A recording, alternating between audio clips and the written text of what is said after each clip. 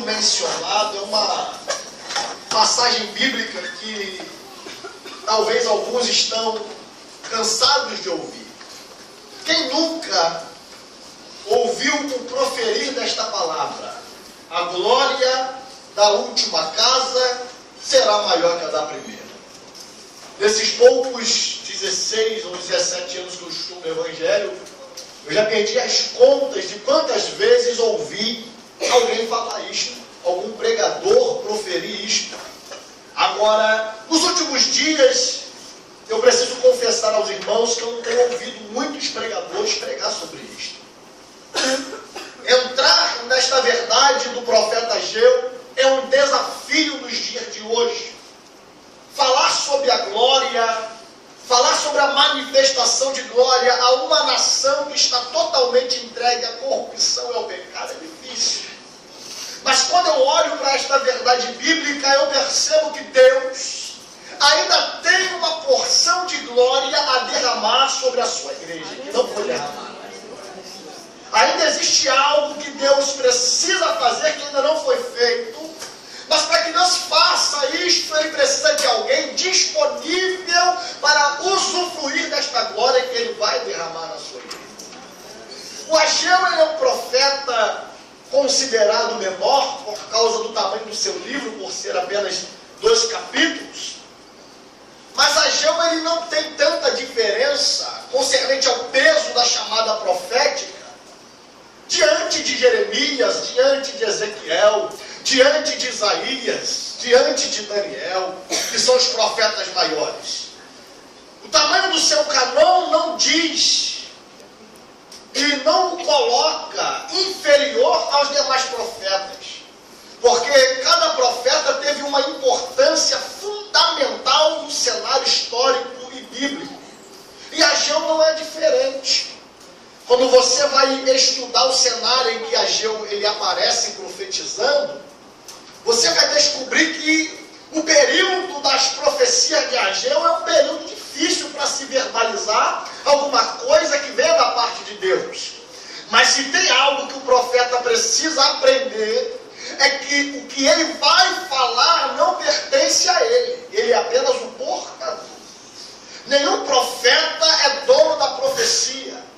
O dono da profecia é o Deus Todo-Poderoso.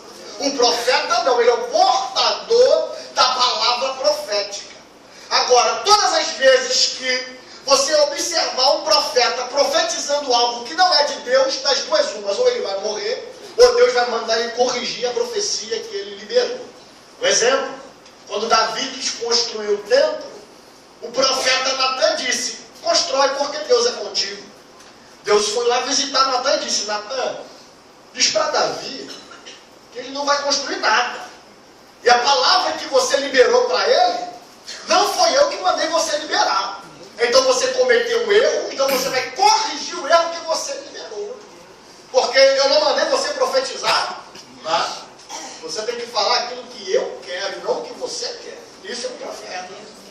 Então Ageu, quando ele vai aparecer no cenário, ele tem que estar disponível para falar o que Deus quer que ele fale. Mas o cenário é difícil, por quê? Porque o cenário histórico é o retorno da casa de Judá. E é importante você saber isto, porque judeu e hebreu são povos distintos, porque hebreu é quando sai do Egito para Canaã, e judeu é quando sai de Babilônia para Jerusalém. Aleluia. Então aqui, os judeus estão voltando da região babilônica, cumprindo uma profecia proferida por Isaías e Jeremias acerca de um tempo de vergonha para um tempo de reconstrução e dupla honra. Este cativeiro que eles estão voltando foi uma permissão de Deus para consertar um caminho que eles quebraram e que eles mancharam. O cativeiro de Babilônia para Judá foi consequência de um afastamento, foi consequência de quebras de princípios que o próprio Deus estabeleceu. Agora, essa quebra de princípio não gerou somente cativeiro, gerou também perda de glória. E olha aqui para mim, o homem pode perder tudo, mas se ele tiver glória, ele sustenta. Aleluia. Agora, o homem pode ter tudo, mas se ele não tiver glória, ele não tem nada. Então, quando Deus percebeu que houve esta quebra de aliança, Deus retirou a sua glória do meio do seu povo. E quem foi o profeta que viu a glória sair? Ezequiel. Ezequiel viu a glória sair do santo dos santos para o lugar santo, do lugar santo para o átrio, e do átrio Ezequiel com seus olhos viu a glória de Deus indo para os montes. Ezequiel foi o profeta que viu o povo semelhante a um vale de ossos, porque quebrou princípios que Deus estabeleceu. E foi Jeremias no capítulo 25, versículo 11, Jeremias no capítulo 29, no versículo 1 a seguir, quem vai dizer o tempo do cativeiro, o tempo da provação, o dia que Deus permitiu e o dia que Deus acabou com a luta é Jeremias. Por quê? Jeremias, quando vai profetizar, ele é o único profeta que pode escolher se vai para a Babilônia ou se fica em Jerusalém. E ele fica em Jerusalém profetizando. Agora, Ezequiel não. Em 597, vai Daniel junto com Sadraque, Mesaque e Abednego, ou Ananias, Misael e Azarias. Mas em 587, 10 anos depois, vai Ezequiel parar no cativeiro na beira do rio. E eles estão vendo o quê? Que uma nação totalmente chamada para ser poderosa, uma nação que foi escolhida a dedo por Deus para viver diante da glória em uma intimidade profunda. Deus não chamou a nação para viver uma glória superficial. Não. A glória que Deus queria transbordar dentro do arraial e dentro do seu povo era uma glória de profundidade. Tanto é que ao homem era proibido entrar nessa glória. Ele tinha que esperar a glória entrar nele. Meu Deus! Isso aqui é muito sério. É por isso que quando Salomão vai inaugurar o templo, você pode observar em 2 de Crônicas, capítulo 7. Está escrito assim: e tendo Salomão acabado de orar, desceu o fogo do céu, consumiu os sacrifícios e holocaustos, e a glória do Senhor encheu a casa. Quem estava do lado de dentro, quando usufruiu da intimidade com a glória e entrou na profundidade com a glória, a Bíblia diz que aconteceu o que com eles? Caíram com o rosto no chão. Tamanho era o poder da glória de Deus. E esta glória que encheu o templo não era o cabode, era a própria Shekinah. Agora, os sacerdotes que prestavam serviço do lado de fora do templo, esses sacerdotes, quando olharam para o templo, na sua grandeza, na sua riqueza, e viram que a glória tinha entrado, eles tentaram entrar. Mas a Bíblia diz, e quem estava de fora não conseguiu, porque Deus só vai dar profundidade para quem está do lado de dentro. Deus só vai permitir uma dimensão profunda de intimidade para quem está do lado de dentro. A glória não é para quem está do lado de fora, a glória é para a gente que está aqui. Você está entendendo? Fala para duas pessoas, você está do lado de dentro. Aproveita para sentir a glória. Aproveita para mergulhar na glória. Aproveita para deixar a glória inundar a tua alma. Porque se você não aproveitar, tem alguém do lado de fora querendo ela. Agora, quando a glória sai, aí começa a verdadeira crise existencial. Porque vem cá comigo. Um povo que entra na glória, ou que sente a glória, que vive a glória, quando ele perde essa glória, ele vai ter conflitos terríveis. Por quê? Porque ninguém que experimenta a glória consegue viver sem ela. Você se torna um dependente. Você se torna alguém viciado naquilo ali. Por quê? Porque a glória de Deus ela é insubstituível. Nada que o homem faça ou realize nos seus dias, nos seus afazeres, pode substituir a presença da glória de Deus na sua vida. Nada.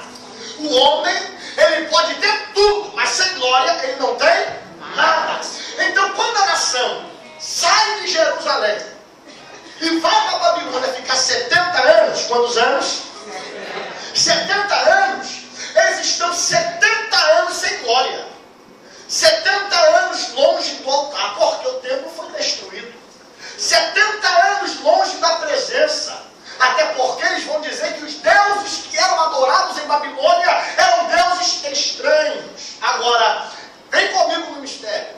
Isaías, quando profetizou, no capítulo 44, versículo 28, no capítulo 45, versículo 1 e 2, Isaías falou que Deus levantaria Ciro, o seu bom pastor, para restaurar Jerusalém. Ou seja, ia levantar um rei que não é israelita nem judeu, que não corre na sua veia sangue de Abraão, mas ele iria ser o responsável por assinar um decreto e autorizar Jerusalém ser reconstruída e edificada. É Isaías que profetiza isso.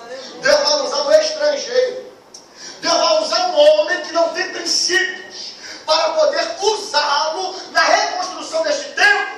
Deus vai fazer com que Ciro, olha aqui, ele destrua o império de Babilônia, que era governado por Nabucodonosor, e ao destruir e estabelecer o seu reinado, que agora passa a ser medo-persa, ele vai assinar um decreto, e nesse decreto está escrito que alguém precisa ir a Jerusalém reconstruir. E quem é que vai voltar? Zorobabel e o sumo sacerdote Josué, com aproximadamente 43 mil judeus, com 5.400 peças de ouro, para investir na reconstrução do templo de Salomão.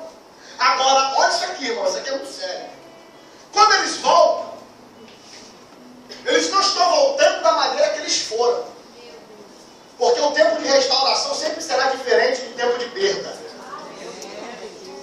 Quando eles saem de Jerusalém para Babilônia, eles não carregam nada. Mas quando eles saem de Babilônia para Jerusalém, eles vêm com valores nas mãos. Porque Deus nunca vai tirar você de baixo para colocar em cima sem nada. Deus só vai deixar você subir se você subir com alguma coisa. Oh, glória!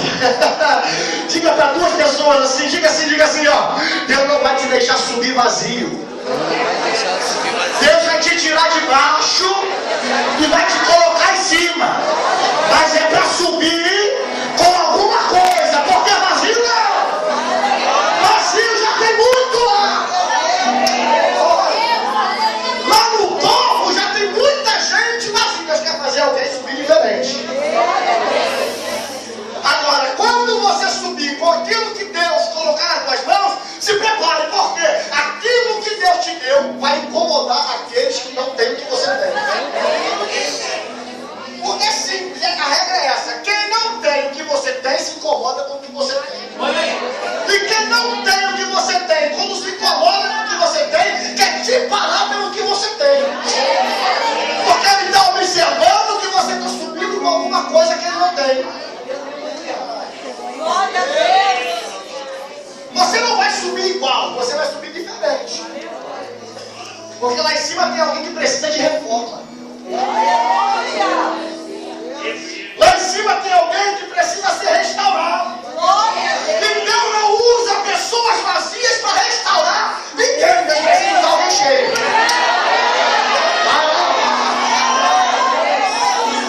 Eles vão subir, irmão. Olha aqui. Então com alguma coisa para levar.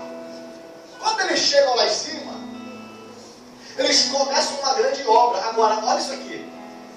A obra, quando vai começar a obra, aí Esdras, no capítulo 1, 2 e 3, vai dizer, sabe o quê? Que a obra começou, não foi pelas paredes do templo. Não. Ele diz que quando essa geração que veio subindo, pisou em Jerusalém, eles olharam e viram tudo em ruínas. Mas os seus olhos espirituais focaram no altar. E quando eles olharam para o altar, eles entenderam o quê? Esse altar está quebrado há 70 anos. Tem 70 anos que ninguém coloca fogo nisso aqui. Tem 70 anos que ninguém sacrifica nada aqui. Tem 70 anos que nenhum sacerdote deixa pingar uma lágrima aqui, porque a essência do altar foi quebrada com a retirada da glória. Mas Deus permitiu a gente chegar aqui para quê? Para refazer o que uma geração deixou perder. Eles começam a consertar o altar.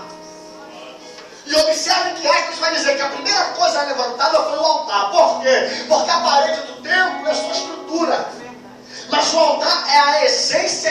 aproxima o homem da glória.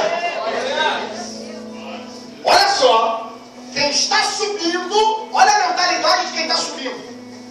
Quem desceu porque deixou o fogo do altar apagar. Agora quem está subindo não. Quem está subindo está dizendo, se quem desceu porque apagou, a gente subiu para fazer acender de novo. Quem pode adorar a Deus comigo aqui? Deus não vai te deixar por cima se for para manter o fogo apagado. Deus não vai te dar peso no nome se for para deixar o fogo apagado. Porque para apagar fogo já tem muita gente apagando. Para apagar fogo já tem uma liderança que está preocupada com isso. É só manifestando a glória acontecer que eles começam. Amém. Aleluia. Segura. E Deus não quer uma geração que segure. Deus quer uma geração que deixe a glória estourar. E eu quero profetizar que essa geração está aqui dentro hoje. A geração que sobe com mentalidade diferente e acende o que uma geração dessa tarde do teu lado.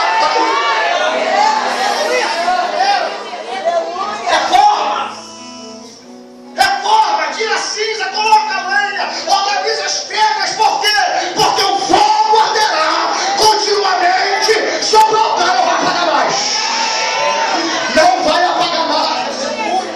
Aí eles começam uma grande obra e colocam os alicerces no templo. O fogo pegando, os sacerdotes fazendo a manutenção correta, os alicerces sendo estabelecidos no templo sem telhado ainda.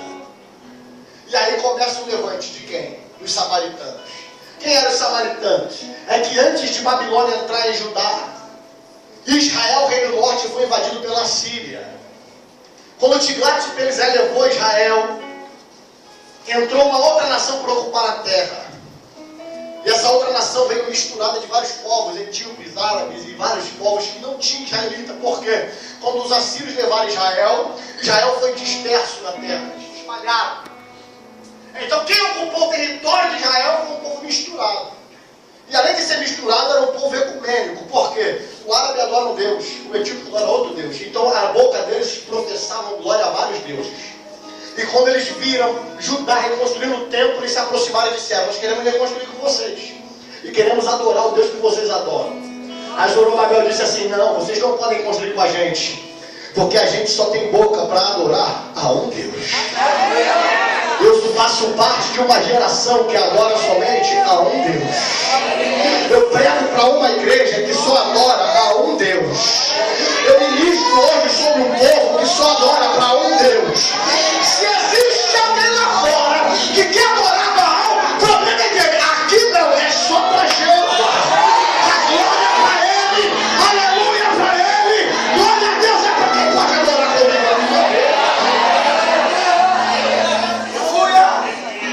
Então os samaritanos, eles têm uma mentalidade. Vamos correr. Qual é a mentalidade? Se nós não podemos construir com eles e adorar o meu Deus, vamos fazer o seguinte, vamos parar eles. Porque se a gente não pode ter o que eles têm, a gente precisa tirar deles aquilo que eles conquistaram. O que incomoda o teu inimigo é o que Deus te deu. Porque se Deus te deu, Deus não deu para ele.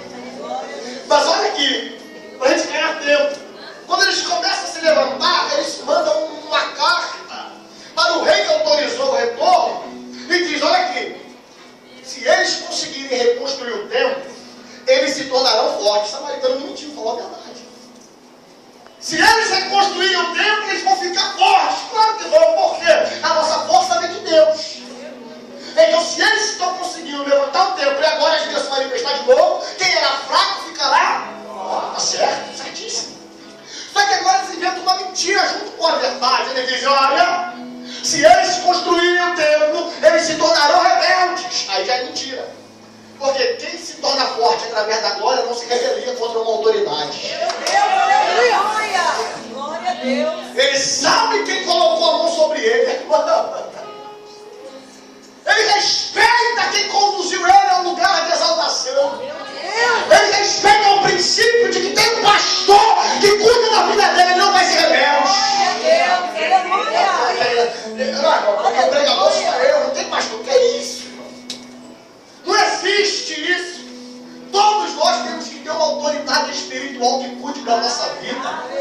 Eles começam a inventar mentira com o fim de quê? De parar, e conseguiram. Por quê? No tempo de Ageu, a obra estava parada já de 14 para 16 anos. A obra do templo ficou parada. Eles conseguiram acabar com o projeto que Deus começou. E deixa eu falar para você uma coisa. Deus olhou do céu para a terra e Deus percebeu que aquela obra não podia ficar parada. Sabe por que não podia, irmão? Porque Deus tinha pressa em manifestar novamente a sua glória no meio do seu povo. Deus tinha pressa em fazer no meio do povo algo que ele já tinha feito no passado, mas agora Deus queria fazer maior do que ele já tinha feito. Deus levanta Ageu. Agora olha aqui Ageu. Um profeta que se profetizou somente 4 meses. Em 4 meses, Ageu só teve 4 mensagens. A primeira mensagem de Ageu é muito dura. Capítulo 1 de Ageu, na festividade da lua nova, que representa o dia do recomeço. Todas as vezes que Israel comemorava a festa da lua nova, representava o recomeço. Quando eles estavam todos reunidos para celebrar a festa da lua nova, Deus disse: eu tenho um recomeço para eles. Diga para eles: subi ao monte, trazei madeira. Ageu 1, versículo 8. E edificar a minha casa, porque eu serei glorificado dentro dela. Sabe o que eu estava dizendo? Tem 16 anos que eles pararam. Mas hoje eu quero que eles voltem a fazer o que eles faziam antes. Eu quero que eles voltem a trabalhar. Eu quero que veja esse povo em movimento. Eu quero ver esse povo trabalhando. Porque o fruto do trabalho deles vai glorificar o meu nome. Eu quero ver esse povo fazer alguma coisa. Eu não quero ver esse povo parado, não. Eu não quero ver esse povo esmorecido, não. Ageu, quando eles estiverem celebrando o recomeço que eu tenho para eles é esse: volte a ser o que era antes. Recomeça desta maneira. Se vocês glorificaram, parou de glorificar, volte a glorificar. Eu tenho um recomeço para vocês. Recupere a essência que se perdeu no caminho. Vai buscar o que você deixou cair pelo caminho. E Deus te explica o porquê. Porque Deus diz assim: por quê? Porque nesse tempo que vocês ficaram parados, vocês perderam o princípio da semeadura. Vocês esqueceram o que é adorar a Deus de verdade. Por que Deus diz? Porque vocês começaram a trazer resto para a minha casa. Vocês começaram a me dar aquilo que era sobra para vocês. E como vocês colocaram a sobra no altar, eu, Senhor, versículo de número 9 de Ageu capítulo 1. Ele vai dizer: eu assoprei. Deus estava dizendo que o que eles traziam para casa, ele estava assoprando. Por que estava soprando? Porque a oferta, ela nunca foi para Deus soprar. Ela sempre foi para Deus respirar. E qual é a diferença de respirar para soprar? É que quando Deus respira, Deus está pegando aquilo que está fora e colocando para dentro dele e dizendo: eu recebo. Eu recebo. Eu recebo. Imagina você, Deus, dizendo no céu e na glória: eu recebo, glória a Deus dela. Eu recebo, aleluia dela. Eu recebo aquele grito lá. Eu recebo aquela palma ali. Eu recebo aquela mão levantada. Eu recebo. Eu recebo. Eu recebo. Eu recebo. Eu recebo. É Deus que vai falar: eu recebo. Porque ela está dando melhor. Ela está oferecendo.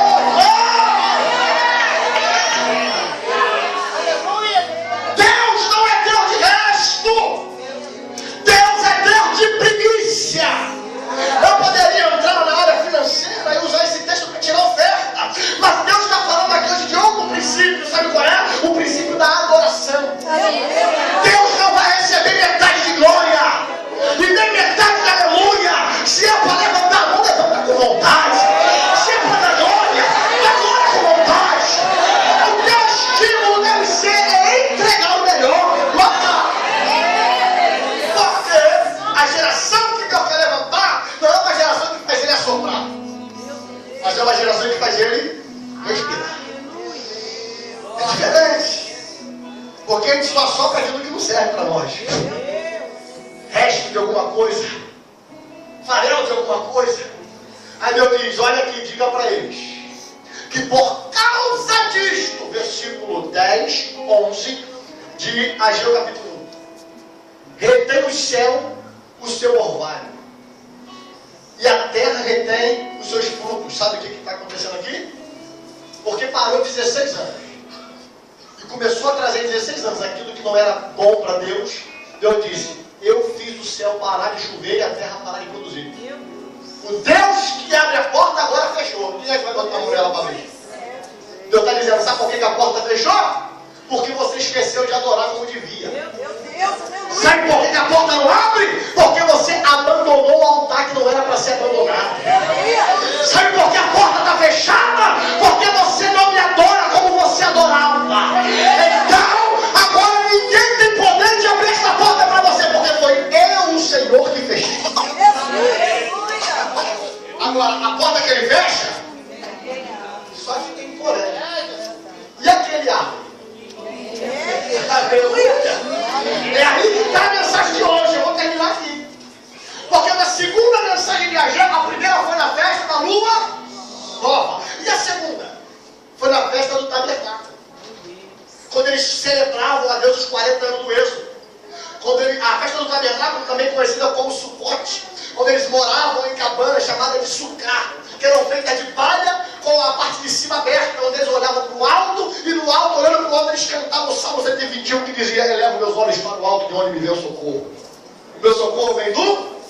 Então, celebrando esta festa, celebrando este memorial, olha isso aqui, Deus chama Ageu, diz assim: Ageu, chama Zorobabel e Josué. Quem era Zorobabel e Josué? Os líderes da comitiva, a liderança do povo. Zorobabel, governador, Josué, sumo sacerdote. Deus estava dizendo: sabe o quê? O que eu vou falar agora, começa primeiro a pregar para a liderança, porque o pastor desse rebanho precisa entender o que eu vou fazer aqui. Se o pastor não entender o que Deus vai fazer, o povo também não entende. Agora, depois que os pastores ouvirem a mensagem, pregue para o povo, porque também não adianta o pastor saber o que Deus quer e o povo não entender a visão. Eu preciso que eles estejam numa só visão, num só propósito.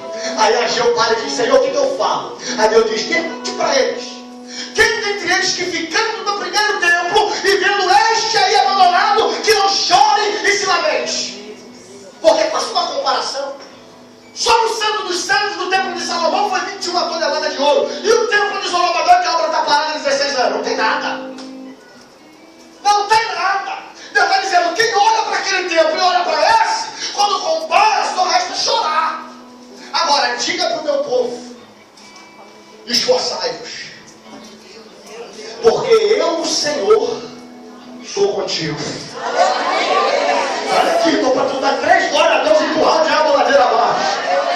Deus, depois que diz: esforçai-vos, porque eu sou contigo, Deus chama Ageu para a vocação profética e diz: Ageu, abre a boca de profeta e diga para eles o seguinte: porque assim diz o Senhor, segundo a palavra que consertei convosco, quando saíste do Egito, e o meu Espírito habitava no meio de vós, não temais, porque assim diz o Senhor: ainda uma vez, daqui a pouco, farei tremer os céus e a terra.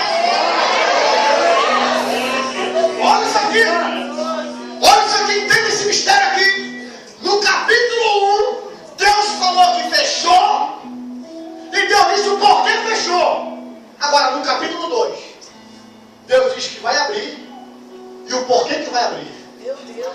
Você está entendendo isso? No capítulo 1, Deus diz: olha aqui, o céu não chove e a terra não produz. Agora, olha o capítulo 2: farei tremer o céu e a terra, porque a porta que eu fechei, só eu tenho poder para abrir. Diga para o meu povo, segura essa aí, diga para o meu povo que a porta que eu fechei, eu vou abrir. Diga para o meu povo que o que está parado na vida deles, eu vou colocar em movimento. Diga para o meu povo que hoje eu começo uma nova era na vida deles.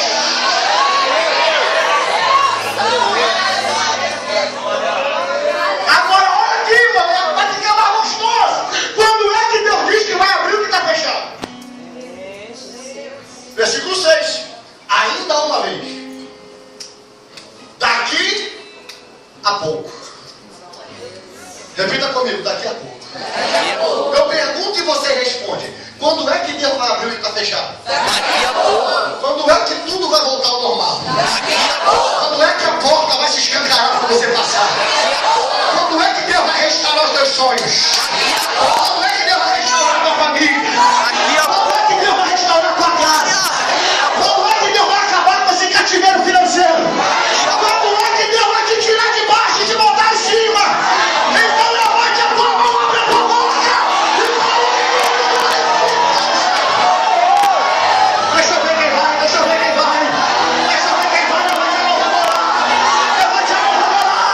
Levante a mão para orar. Eu estou pregando aqui que daqui a pouco vai acontecer alguma coisa que não está acontecendo. Daqui a pouco. É daqui a pouco. Aleluia. Daqui a pouco Deus vai botar um fim nessa bênção. Daqui a pouco. Segura aí a mão dela, segura aí, já estou terminando, segura. Mas dá um sacode santo aí pra ver se ele dá pelo menos 3 glórias mesmo aí, irmão. Isso, sacode ela. E diga pra ela, fica tranquila. Fica tranquilo. Porque daqui a pouco tá vindo uma onda de milagre pra tua vida, pra tua casa, pra tua família. Só que um minuto de glória para Jesus.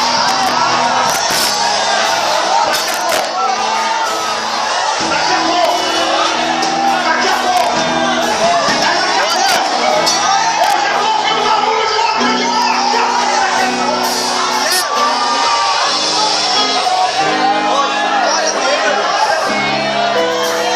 É daqui a pouco. Pastor, quando é que Deus vai tocar na minha saúde? Daqui a pouco. Pastor, como é que Deus vai mudar a história do meu casamento? Eu não disse que é para daqui a 10 anos. Eu disse, eu te trouxe aqui hoje só para te dizer. Aguenta mais um pouquinho. Porque daqui a pouco, que estava parado,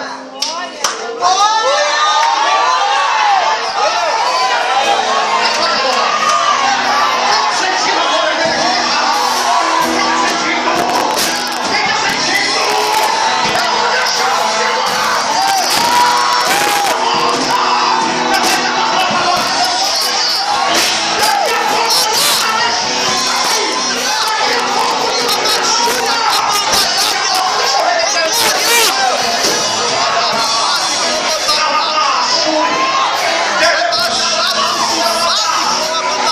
Deus está dizendo, ei, fica tranquilo, porque não é amanhã, é daqui.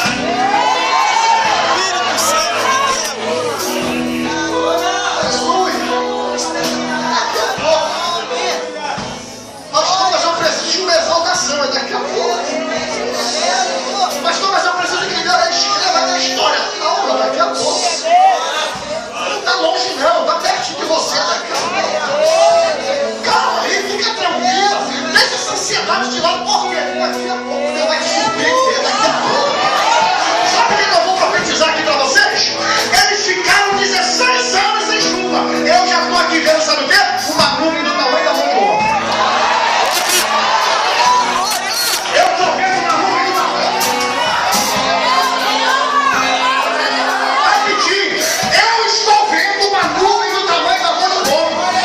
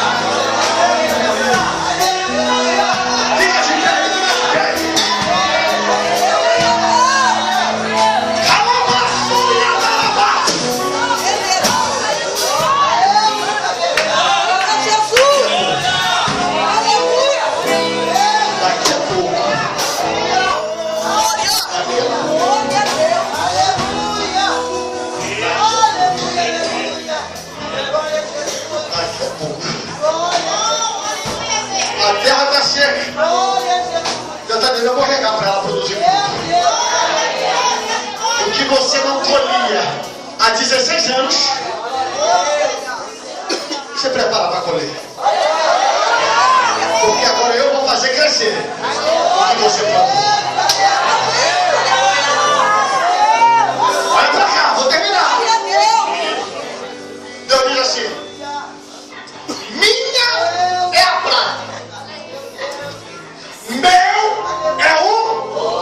Deus está dizendo que vocês precisam, eu já tenho na minha mão.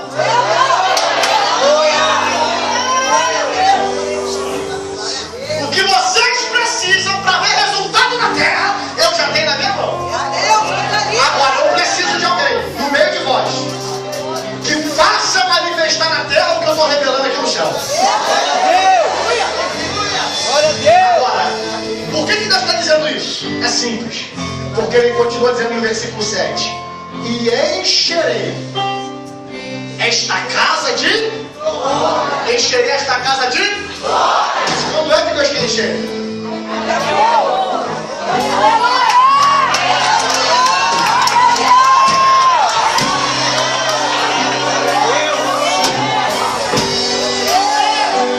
Agora uma pergunta para você: se daqui a pouco Deus quer encher a casa de glória, Ele precisa dizer qual será o tamanho da glória.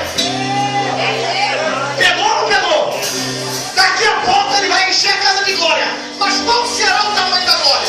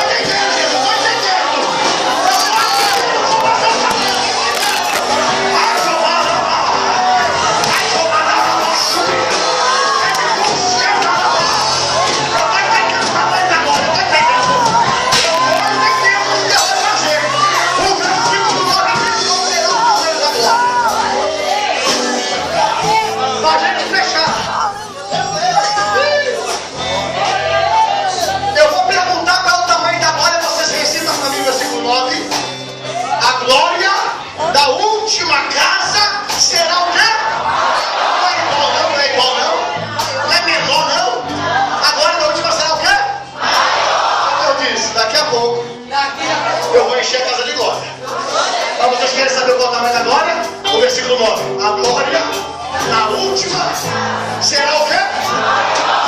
Pergunta para quem não está preparado para isso. Talvez já está tempo de ir embora, porque o que vem aí daqui a pouco é maior do que o que já vem.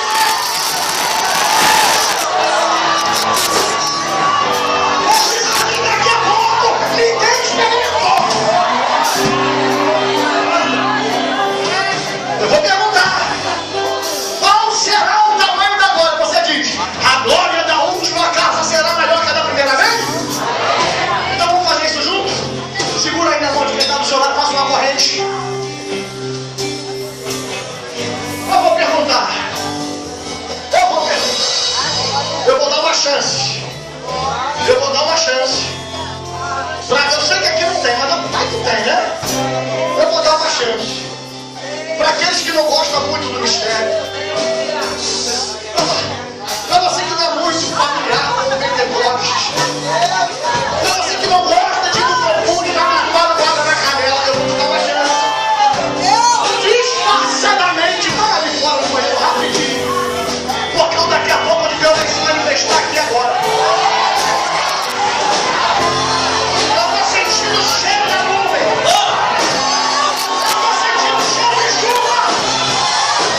Daqui a pouco de Deus vai começar a trabalhar. Eu vou perguntar e você vai responder: oh glória, igreja unidade, qual é o tamanho da glória? Será maior? De novo, qual é o tamanho da glória?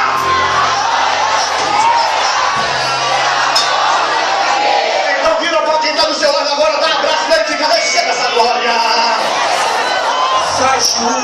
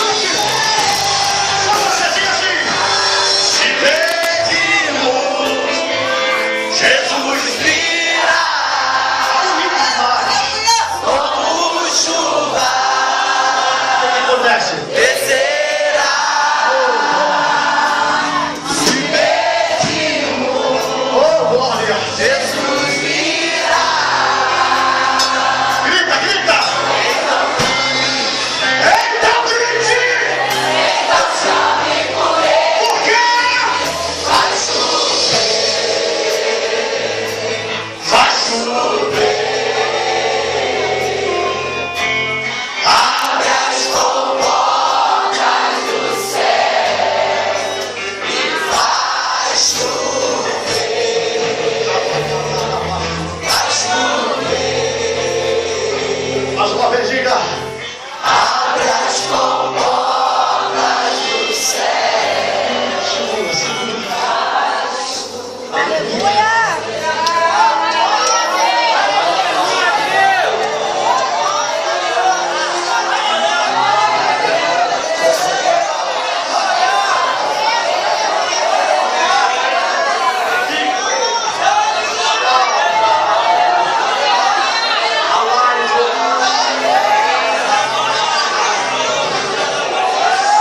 Seja renovado pelo Espírito de Deus aí agora. Você que não falava em línguas estranhas, seja renovado agora. Comece a falar. Você que não é batizado, seja batizado agora. Você que está doente, seja curado agora. Você que não é liberto, seja libertado. Eita glória! Você que precisa de exaltação, seja exaltado agora. Você que não sentia, sinta a glória de Deus te vivendo.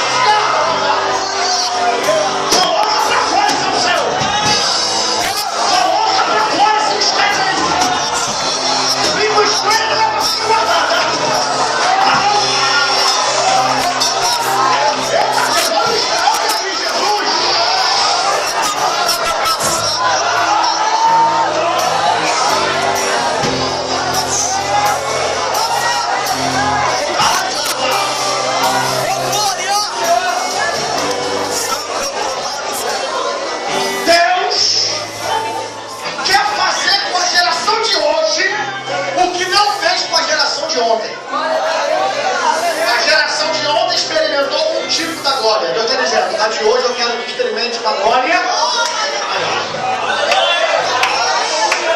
Agora, quando é que essa glória vai se manifestar? Você já sabe a resposta. Daqui a... Aleluia!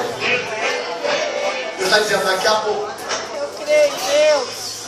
Eu levantarei um povo que vai sentir o que outro povo não sentiu. O que eu estou pregando aqui é coisa de louco. Pagando me deu isso aqui de madrugada. E Deus falou, se prepara.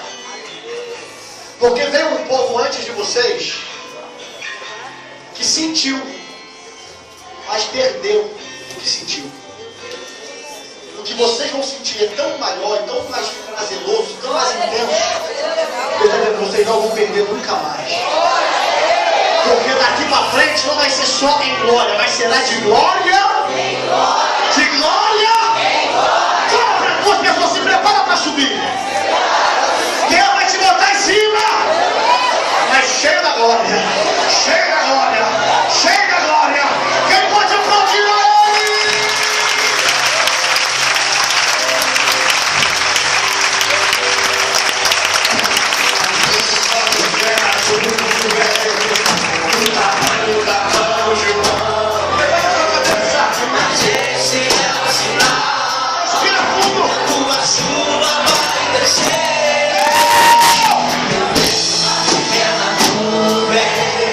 Tu tá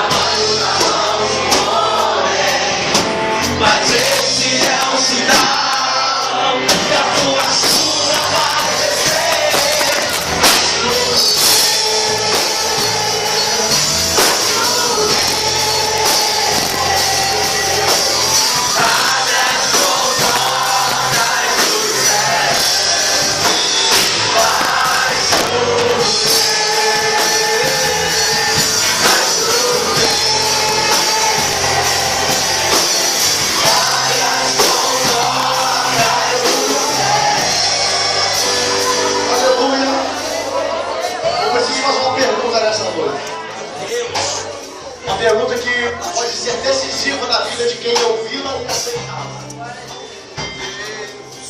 Eu quero perguntar nessa noite se no nosso meio existem pessoas que se afastaram da glória. Pastor, por muito tempo eu andei na presença de Deus, senti isso aí que nós estamos sentindo, mas eu perdi. Eu estou afastado da glória, me afastei dos caminhos do Senhor. Mas hoje, eu ouvi Deus falar comigo que me quer no alto e cheio da glória. Eu quero voltar a ser o que eu era. Tem alguém que gostaria hoje de refazer a sua aliança com Deus e voltar para Jesus? Se tiver alguém, levante sua mão que eu quero orar pela sua vida. Pastor, eu estou desviado dos caminhos do Senhor. Eu quero refazer a minha aliança com Deus. Tem alguém? Se tiver, eu quero orar por você. Porque você não pode voltar para casa sem essa unção, sem essa glória, sem esse mistério, sem esse poder. Tem alguém aí no nosso meio que quebrou a aliança com Deus e se afastou por algum motivo? Deixa eu te dizer uma coisa. A glória de Deus renova, viu? Vai chegar um tempo que nós vamos precisar fazer muitas coisas no culto. A glória vai ser tão grande que a glória mesmo vai manifestar curas, libertações.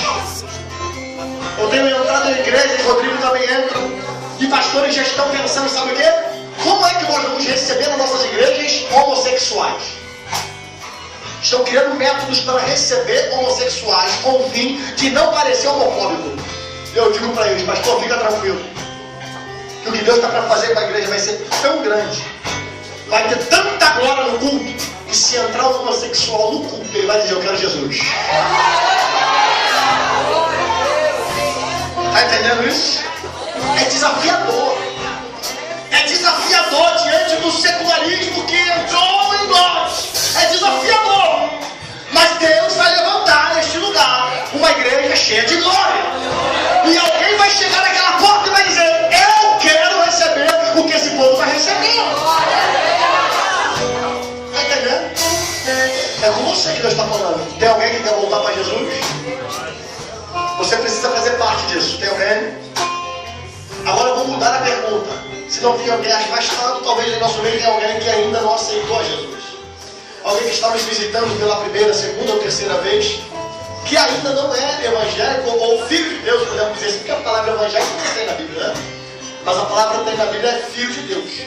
Porque antes de aceitarmos a Jesus, nós éramos tratados como servos apenas. Mas depois que aceitamos a Jesus, Ele nos trata como filhos. Filhos. E a glória de Deus, ela é para filhos. Aleluia. Tem alguém aqui em nosso meio que gostaria hoje de levantar as suas mãos e dizer, pastor, eu quero aceitar a Jesus? Tem alguém? Tem algum corajoso hoje que quer largar tudo que deixou, tudo que fez e aceitar a Jesus? Tem alguém? Pastor, eu estou aqui hoje, eu quero essa aliança, eu quero fazer essa aliança com Deus. Tem alguém? Tem alguém que gostaria? Não? Todos são salvos? Diga amém. Então levante as suas duas mãos, bem alto, levante, bem alto, a gente terminar. Diga assim, meu Deus, nesta noite, eu recebo a tua palavra